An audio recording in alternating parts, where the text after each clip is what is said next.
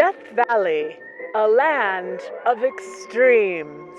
The Funeral Mountains, Coffin Canyon, the lowest place in the Western Hemisphere. 130-degree weather. Why, that's the hottest place on Earth. After a day in Death Valley, pop over the eastern mountains to the middle of absolute nowhere and visit this little hole in the middle of the desert.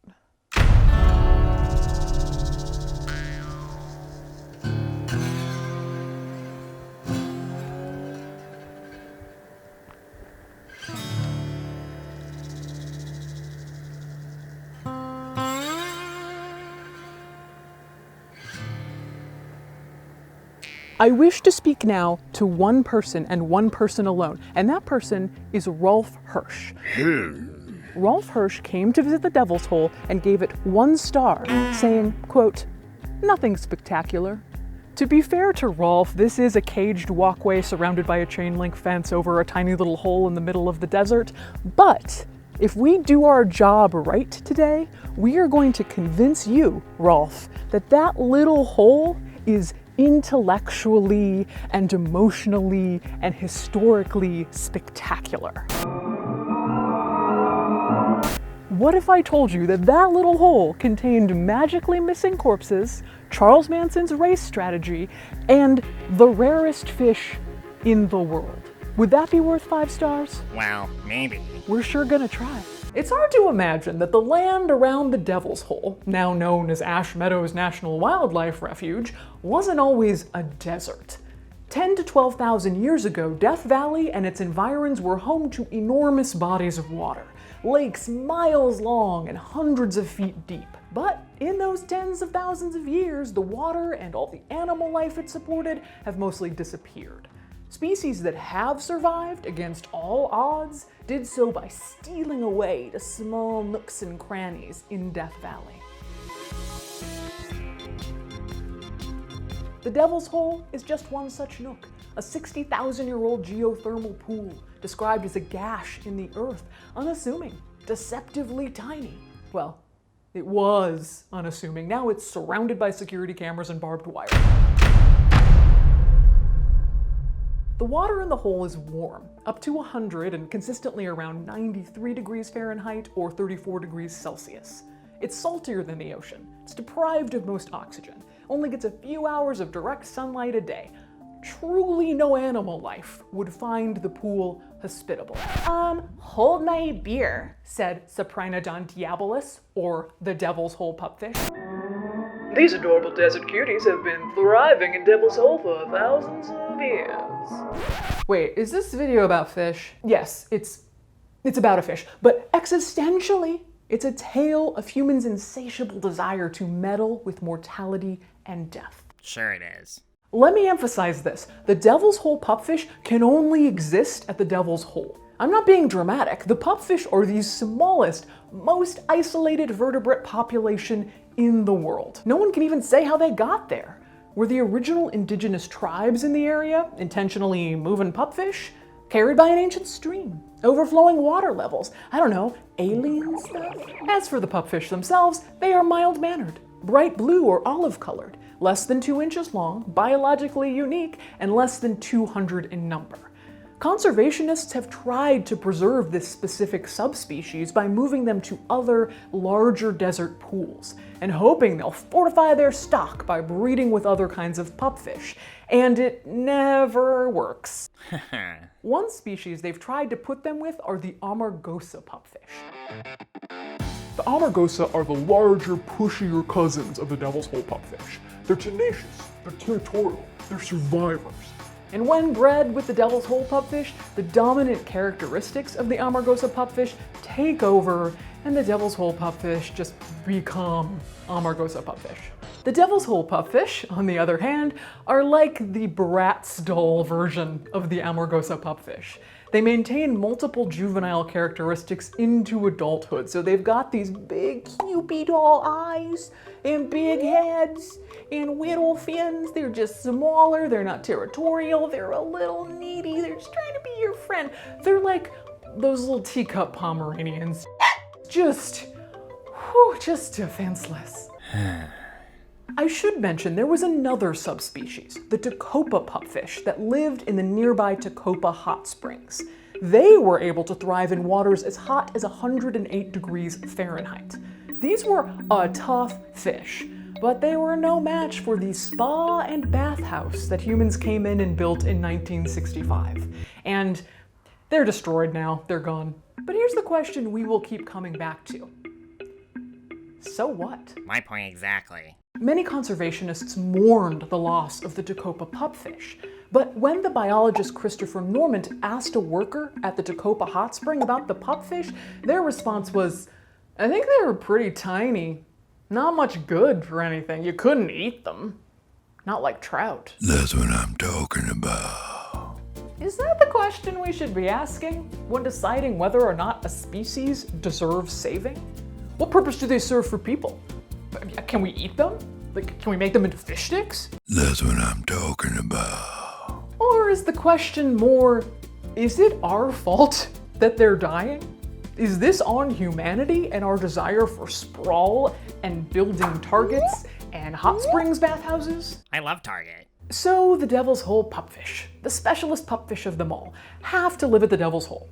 Not only that, even though the hole is perhaps the deepest underwater cave in America, which is spooky, at well over 500 feet deep, that's not all pupfish territory. The pups live in only a tiny rock shelf at the very top, about 8.5 feet wide and 20 feet long, like their own studio apartment in New York City. It's just that one shelf that has the perfect soup of sunlight, nutrients, bacteria, and plant life. The shelf is a pupfish paradise. If they were allowed to just hang out there forever in perfect bliss and big-eyed harmony, maybe we wouldn't be having this conversation. But issue one, nature is interconnected and always changing in ways we don't even understand.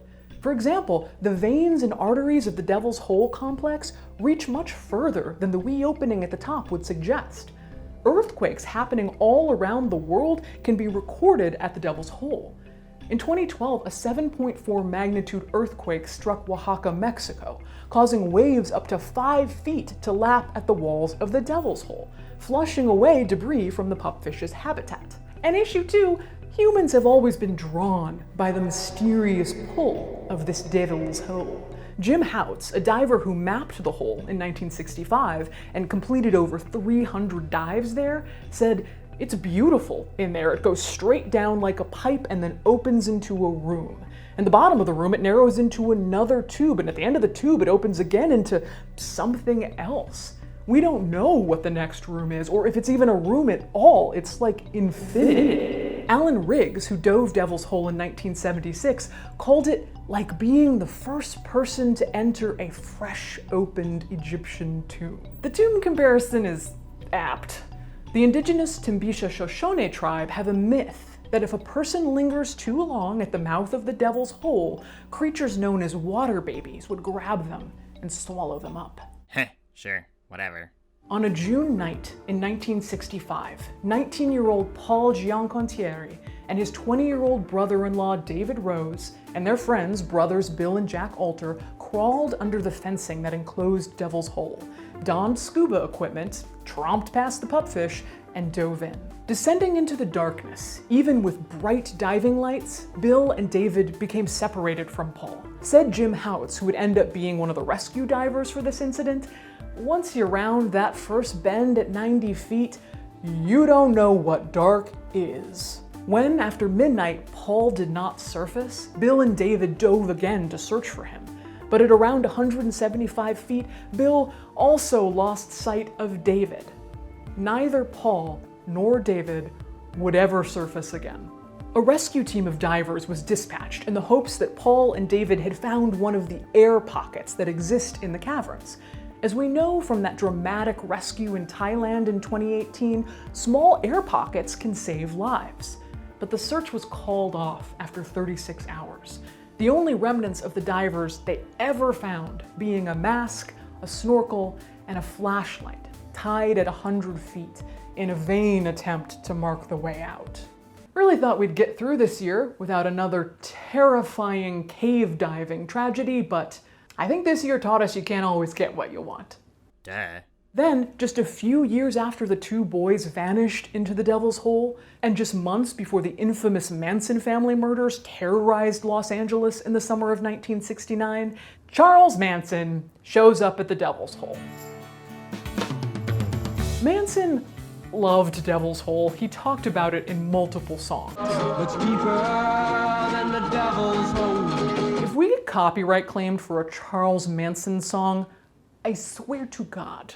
Flagged. You've probably heard the phrase helter-skelter. Manson believed there was a coming race war, black versus white, inspired by secret messages in the Beatles' White Album. The Manson family and the Beatles would win the war and rise up as the leaders of this new world. The Beatles were unaware of this. The way the story goes is that Manson is wandering the desert for days looking for this mythical Devil's Hole.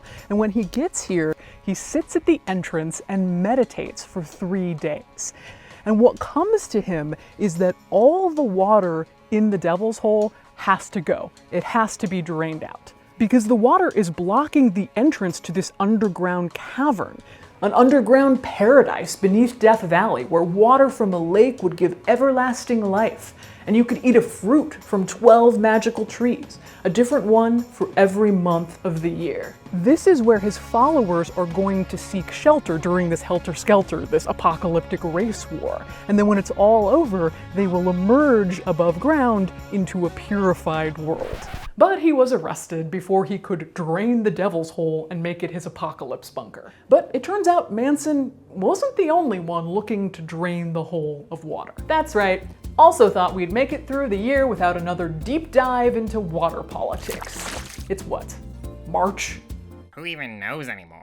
In 1967, now this is right in the middle of the diving accident and Manson's apocalypse bunker plan, the Devil's Hole pupfish were named on the first list of endangered species, what would become the Endangered Species Act of 1973. That same year, the Spring Meadows Ranching Corporation began buying up 5,000 acres of Ash Meadows property from the government to turn into farmland. How do you turn a desert that gets less than 4 inches of rain every year into lush farmland? By drilling wells and pumping water. When this drilling started, water in the Devil's Hole immediately started to fall by almost 3 feet, threatening the pupfish. In 1969, the private Desert Fishes Council and the federal Pupfish Task Force came to the conclusion you can't have your farm and your pupfish too. Pumping water would destroy them. Fine by me. The plight of the pupfish was picked up by activists and the media and set off years-long battles between the Ranching Corporation, the Department of the Interior, and the state of Nevada. While the pro-pupfish camp of activists, conservationists, and scientists cheered, many Nevada residents were angry because they felt like the federal government was taking away Nevada's water jurisdiction rights in favor of 200 little fish that nobody can see. I certainly didn't see them. The Desert Fishes Council made a Save the Pupfish bumper sticker, and in response, the Nye County Commissioner made a Kill the Pupfish bumper sticker. The editor of the Elko Daily Free Press suggested going over and dumping an insecticide into the Devil's Hole to eradicate the problem fish and solve this pupfish caper once and for all. He was gonna murder all the pupfish. Finally, after years of back and forth lawsuits eventually making it to the US Supreme Court, a ruling was upheld in 1976, deeming the pupfish objects of historic and scientific interest, and allowing the government to maintain a minimum water level at the Devil's Hole. The pupfish, the 200 in Devil's Hole at the time, rejoiced! Hooray! Or, just non-aggressively swam on their shelf. Good morning, starshine. The earth says hello. It's my impression of the pupfish. And what a triumph! By 1977, there were 553 pupfish in Devil's Hole. The pupfish's future had been secured. Thank you so much for watching today's video. And oh, that's not the end. I wish it was. In 1980, the Preferred Equities Corporation if that doesn't sound like an evil pupfish killing conglomerate, I don't know what does, acquired the Ash Meadows holdings and began moving forward with Calvada Lakes, a 13,000-acre, $250 million resort residential and commercial development. Calvada Lakes, bringing life to Death Valley because we can! Calvada Lakes would decimate not only the pupfish of Ash Meadows and the Devil's Hole, but a host of other endangered species. Just 2 years into the project, the Department of Interior instated an emergency protection that stopped the development. And legal battle. In June of 1984, Ash Meadows National Wildlife Refuge was established by the U.S. Fish and Wildlife Service. But the pupfish remain precious prima donnas of precarity. We already know if you move the Devil's Hole pupfish to other pupfish environments, they don't survive. They die off, made away their traits that make them special, or in the case of one population, become, quote, misshapen. When the Endangered Species Act was passed in 1973, there were about 220 Devil's Hole pupfish left. Then, by 2013, there were only 35 Devil's Hole pupfish left in the world. But it seems like their interventions lately have been working. In 2019, they counted 136 pupfish. Now, 2020 was a hard year for all of us, so how you doing down there, pupfish? You doing okay? You hanging in there? Good luck, little pupfish. The pupfish population is so low, it would only take one intrepid hooligan to potentially wipe out the Devil's Hole pupfish. Now to a 13 Action News update. 2 men pleaded guilty to killing an extremely rare pupfish at Devil's Hole in Death Valley. Like 2016, when this gaggle of dudes went on an off-roading shooting spree, drinking Malibu rum and beer, and broke into Devil's Hole, barfed in the water, went for a swim, left a pair of boxers and beer cans floating in the pool, and killed at least one of the 115 pupfish. Cry me a river. The main skinny dipper and pupfish murderer went to prison for a year for violating the Endangered Species Act. His father later told Mother Jones that his son would just as soon give first aid and mouth-to-mouth resuscitation to that little pupfish than have this thing go on and on. He knows about endangered species and he takes responsibility for what he did. Ever since the incident with the 3 men, this place has become even more of a prison for pupfish. Barbed wire was added, more security cameras, no trespassing signs. Now this goes against the ethos of the national park system, which is access and experience. In fact, if you go a couple miles down the road, you can squat right down next to the pool that the Amargosa pupfish are in and see them swimming around right before your eyes. This leaves the question, how far should we go to save the Devil's Hole pupfish? The answer, it seems, is very, very far. Enter the house that pupfish built. In 2013, the $4.5 million Ash Meadows Fish Conservation Facility opened less than a mile from the Devil's Hole. It's a little state-of-the-art building in the desert where the ecosystem of Devil's Hole is precisely mimicked. From algae to diatoms, temperature to shade, oxygen-depleted water to a man-made shelf for the little puppers. So far, it seems to be working. In 2014, 29 honest-to-God Devil's Hole pupfish were raised to adulthood through the work of the facility. By spring 2019, 136 pupfish were counted in the Devil's Hole. That's the highest springtime count since 2003. By December of 2019, between 50 and 75 pupfish were counted in the facility tank, and as of February 2020, over 100 Devil's Hole pupfish were hatched in the facility. We believe that down this hidden road, blocked off road, do not enter road, is the $4.5 million secret pupfish facility. It's like their celebrity spa. This is how serious they are about protecting the pupfish. Not even the original pupfish, the additional colony of man-made pupfish. So now the pupfish have the world's most expensive tiny house. At this point, just abandoning the pupfish letting them fend for themselves, would mean being content with their demise.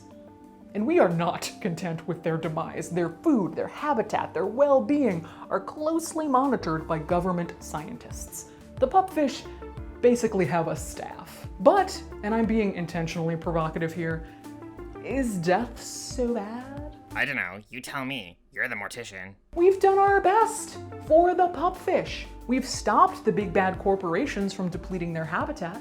We've fought to keep natural resources at optimal levels. We've constructed laws and literal barbed wire fences stopping people from trapezing into Devil's Hole and Hulk smashing or poisoning the pupfish.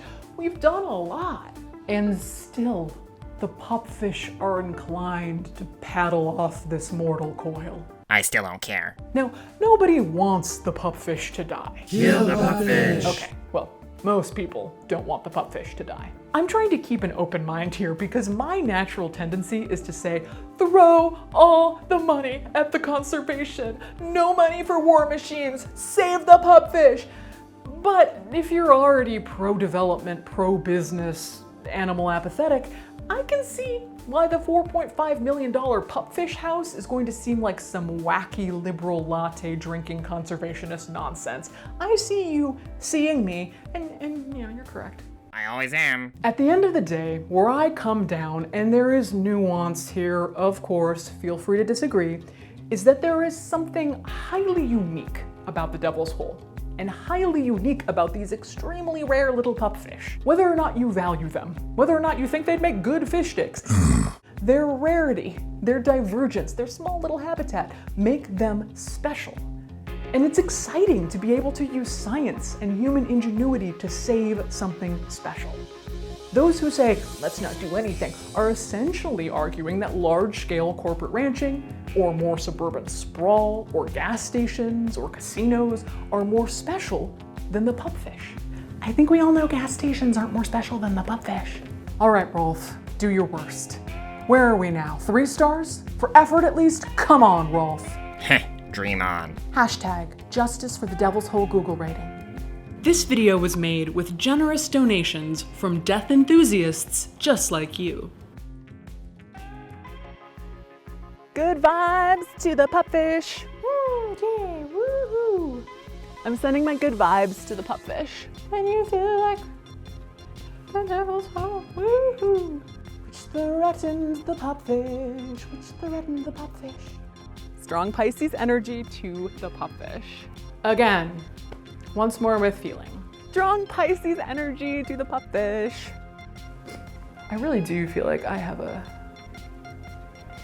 booger issue. Oh my god, it's Pisces season. Strong Pisces energies to the pupfish. I don't usually have a booger issue, but first time for everything. Most iconic fish. Usually I'm flawless and beautiful. Ne'er a flaw. What are some other funny things I could say to the pupfish? Pup voyage. No, not pup voyage. Not pup voyage. We need you to stay.